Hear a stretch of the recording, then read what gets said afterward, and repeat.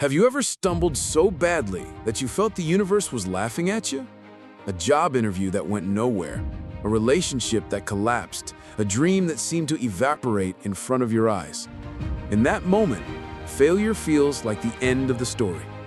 But what if I told you it's actually the beginning of a new one? This is the science of falling forward, the hidden power of failure, and how every stumble can physically reshape your brain, rewiring it for growth, resilience, and even brilliance. The phrase, "fall forward," became famous when Denzel Washington shared it in a powerful commencement speech. His message was simple: if you're going to fall, fall forward. Use failure as a stepping stone, not a dead end. But here's what most people don't realize. His words aren't just motivational fluff. They're backed by neuroscience. Because when you fail, your brain doesn't just record embarrassment, it actually learns faster, adapts deeper, and strengthens new neural pathways, if you respond the right way. Imagine Denzel years before fame, broke, rejected by casting directors, mocked for his accent. Those rejections could have been nails in the coffin of his acting career. Instead, he leaned into them. Each failed audition became fuel, a lesson, a micro-adjustment. He wasn't just tough, his brain was literally recalibrating through trial and error. And this is where the science gets fascinating. Failure, processed with reflection, creates neuroplasticity, the ability of the brain to rewire itself. Neuroplasticity is like your brain's editing software. Each failure acts as an update patch, reprogramming circuits for sharper performance. Researchers at the NIH have shown that mistakes trigger a surge of brain activity in the anterior cingulate cortex, the region that monitors errors. This surge isn't punishment, it's opportunity. The brain is saying, pay attention, adjust, grow. Failures in this light are like mental push-ups. They hurt in the moment, but they strengthen capacity. And the more you expose yourself to small failures, attempts, experiments, risks, the flexible your brain becomes. That's why those who play it safe often stay stuck, while risk-takers adapt faster. Think about the education system. We're taught to avoid failure at all costs. Red marks on tests, grades that define worth. But science says the opposite. The student who struggles, makes mistakes, and then corrects them retains knowledge far deeper than the one who aces a test without effort. Failure creates friction, and friction carves grooves into memory. It's like learning to ride a bike. Falling isn't a glitch in the system, it is the system. In Silicon Valley, they call it fail fast. Entrepreneurs who iterate quickly, launching imperfect products, gathering feedback and adjusting, outperform those who polish endlessly in private. Why?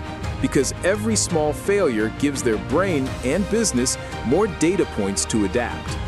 The same applies to your personal life, whether it's dating, writing, fitness, or career move. Repeated small failures accelerate growth. The faster you fail, the faster your brain learns the language of resilience. Let's rewind to the 1970s. Sylvester Stallone, broke and rejected over 1,000 times, clung to a script called Rocky. Studio after studio slammed the door.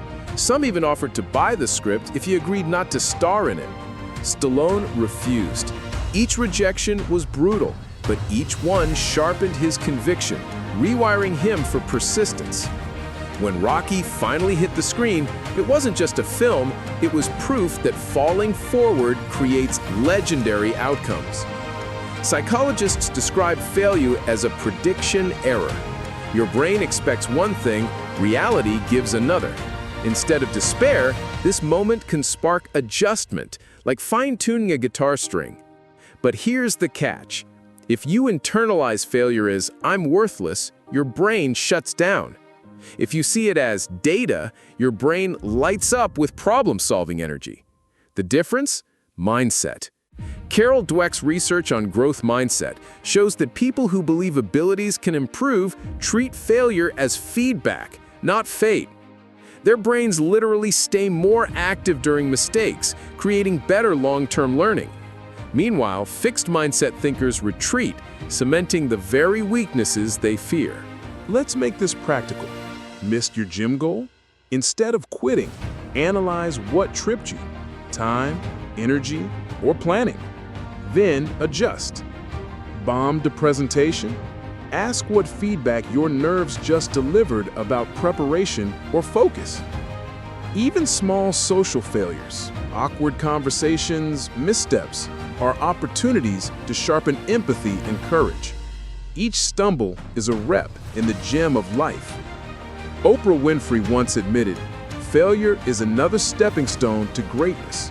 Her early career was riddled with setbacks, including being fired from her first TV job. Yet those failures cultivated authenticity, the very quality that later connected her to millions. Here's the beauty. Whether it's Denzel's speech, Stallone's script, or Oprah's firing, the pattern is the same. Failure plus reflection equals rewiring. Rewiring plus persistence equals transformation. It's not magic. It's biology and psychology working in harmony. So the next time you fall, resist the instinct to hide. Instead, fall forward. Ask yourself, what did this stumble teach my brain? What circuit just got rewired? Because in the end, failure isn't proof you're broken. It's proof your brain is still learning, still alive, still capable of greatness.